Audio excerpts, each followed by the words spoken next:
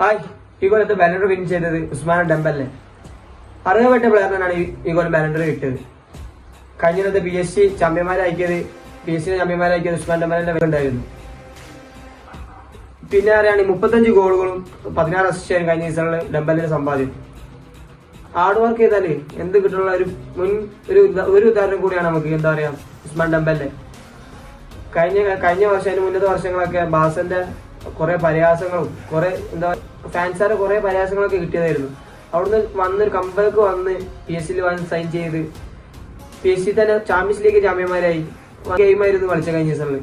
ഡെമ്പലിനെ സംബന്ധിച്ച് ആ സീസൺ പീക്കായിരുന്നു. പിന്നെ പറയുകയാണെങ്കിൽ ഈ ബാലൻഡർ ലിസ്റ്റ് പറയുമ്പോൾ റാഫിഞ്ഞ 5ാം സ്ഥാനത്ത് മാറിപ്പോയി. അത് വളരെ എന്തൊരു സങ്കടപ്പെടുത്തുന്ന കാര്യമായി. കാരണം റാഫിഞ്ഞ ശരിക്കും 3-ലോ 4ലേക്ക് വരും. സ്ഥലത്ത് ഞങ്ങൾ 5ലാണ് റാഫിഞ്ഞ വന്നത്. ചെറിയൊരു സങ്കടം പോലെ ഉണ്ട്. പിന്നെ വെച്ചാൽ സൂപ്പർ അറിയാൻ പ്ലെയറിന് തന്നെയാണ് ബാലൻഡർ കിട്ടിയത്. അത് അതിലൊരു വാക്കുമില്ല, അതിലൊന്നും പറയാനില്ല. കാരണം അറിയപ്പെട്ട പ്ലെയർ തന്നെയാണ് ഈ കൊല്ലത്തെ ഒരു ബാലൻഡർ കിട്ടിയത്.